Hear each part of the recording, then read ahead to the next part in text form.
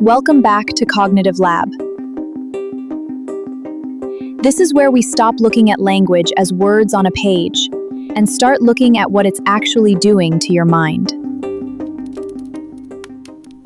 Last episode, in the Language Gem Idiom series, we traced "take it with a grain of salt" back to where it started.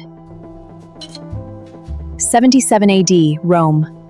Back to a king who poisoned himself on purpose, and a Roman antidote that only worked with one grain added at the end. Today, I want to open up what that phrase is actually describing. Not in ancient Rome, but inside your own skull. Every time you hear something you're not sure is true. Because here's the strange part. The salt in that old recipe wasn't really about the recipe. It was about resistance, a small, deliberate pause before belief. And your brain has a version of that same mechanism. Your brain, by default, does not want to add salt to anything. It wants to believe first and interrogate later. Good enough, probably. Next. Believe first. Questions, maybe later. Psychologists call this confirmation bias, the tendency to accept, remember, and favor information that already agrees with what you believe, while barely registering what contradicts it. Show two people the same ambiguous headline, and each one walks away more convinced of what they thought going in.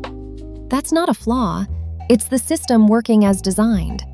Believing costs less energy than doubting, what psychologists call cognitive miserliness, the brain's habit of reaching for the cheapest available shortcut instead of the most accurate one. It's faster to accept a claim that fits your existing story than to pause, examine it, and risk discovering you were wrong. Evidence, source, alternative explanation? Real doubt, the kind that lets you hold a claim at arm's length without immediately rejecting or embracing it, is not automatic. It's effortful. It draws on what's called executive function, your brain's capacity to override an automatic response in favor of a deliberate one.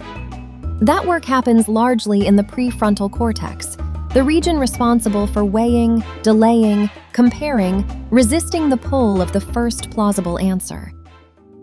But knowing where the pause happens isn't the same as knowing how to trigger it on command.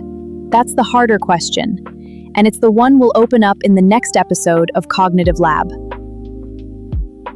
So when we drop the trigger protocol, your brain doesn't miss it.